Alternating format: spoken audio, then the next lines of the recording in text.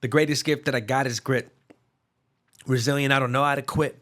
And I don't know what it is. You could call it innate, call it what you want. I'm calling it grace. All the trauma and the drama that I face, yeah. Stand tall even though I'm 5'8", and I don't care about the hate.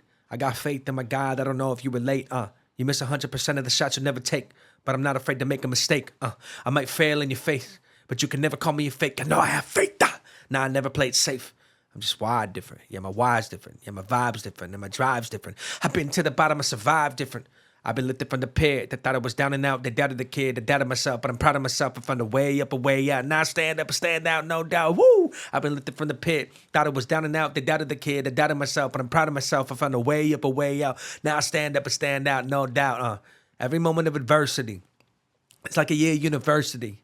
You could say I got a PhD in life.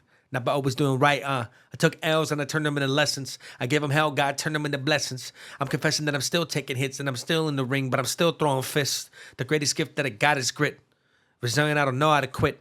And I don't know what it is. You could call it innate, call it what you want. I'm calling it fate, All the trauma and the drama that I face, yeah. Stand tall even though I'm 5'8", and I don't care about the hate. I got faith in myself, I don't know if you relate, I've been lifted from the pit. They thought I was down and out. They doubted the kid. They doubted myself, but I'm proud of myself. Found a way up, a way out. Now I stand up and stand out, no doubt. Woo! I've been lifted from the pit. Thought I was down and out. They doubted the kid. They doubted myself, but I'm proud of myself. I found a way up, a way out. Now I stand up and stand out, no doubt. There we go. How do you like that for an intro? Love it. Love it. It's exciting to have you on. And yeah, just you bring the fucking energy. Thanks, dude. Yeah, so for you who don't know who I am, I do motivational hip hop. You got a sample of it. I'm a TEDx speaker, and I do a lot of other stuff. Amazing. What's it like to be like a TEDx speaker, go and do all that stuff? It's cool. It's like one of those things that you think is bigger than it is, and then you go through the eye of the needle, and then you're part of the club. And you're like, oh, this wasn't so bad. So it was bad. It was hard. People don't realize how hard it is.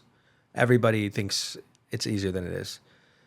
People are actually intimidated. Some people are intimidated by it, but it's a 16-minute talk within a certain cadence and a certain time frame, and a lot of not restrictions, but a lot of parameters. Most people haven't had to do that when they talk, and so it's challenging. It challenges you in a way that you're not used to. But once I got through it, I was like, oh, this is cake. In the middle of it was a little rough. What inspired you to do that? I know a lot of those TEDx talks are really inspirational. It was actually just a good buddy of mine. I felt like I was supposed to get in the motivational speaking space. I had an old buddy of mine reach out to me and book me for something. It was my first booking. And then I posted on Facebook that I guess I'm starting a motivational speaking company because I got my first booking. And kind of all happened naturally. And, I shared that. And then another buddy of mine that worked for a local newspaper is like, hey, you should apply for a TEDx. And I was like, I don't know. What would I talk about? He said, you can talk about your long COVID issues, or you can talk about your motivational stuff you want to. I was like, all right. I went online to look at it, and I was like, this is not going to happen. I got 7 days to apply, and all of the application stuff was very show us an outline of your talk, show us a sample of all your speaking. And I'm like, dude, before that, all I had really done is rapped and spoken word. I'd spoken at some places, but I didn't have anything recorded of me speaking. It's like, I don't even have anything for this freaking outline, and I don't have an outline. I don't even know what I want to do.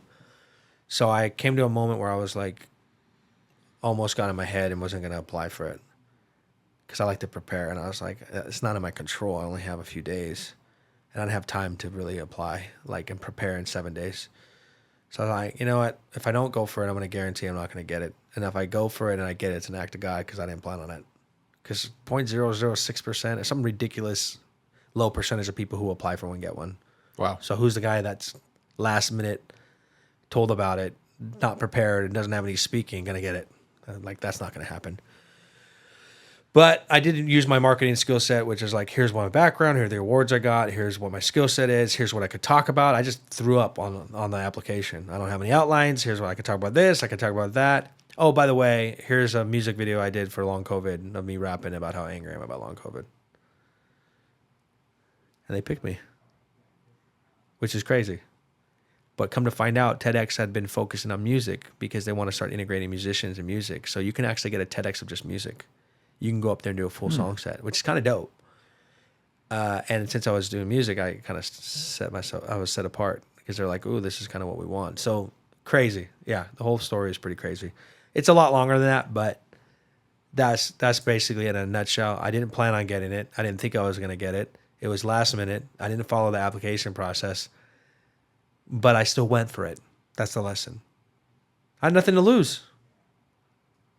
Love it. And I almost got in my head about it, but I did it. So later on, the coordinator down the road, 4 or 5 months later, there's another rapper out there that applied.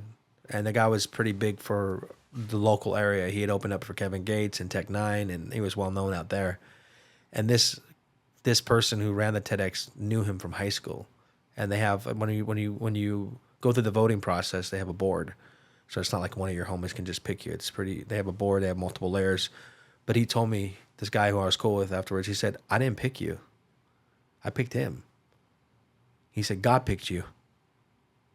You were chosen." So he told me, "You were chosen because I didn't pick you, but everybody else did. They saw your bio. They saw everything that you'd be a better fit." That was crazy for that guy to tell me that after the fact. He's like, "God chose you because I didn't pick you." I was like, "Wow, that's crazy." I've had it happen a few times in my life where people are like on the back end and being like, "Dude, you shouldn't have got this, but you got it."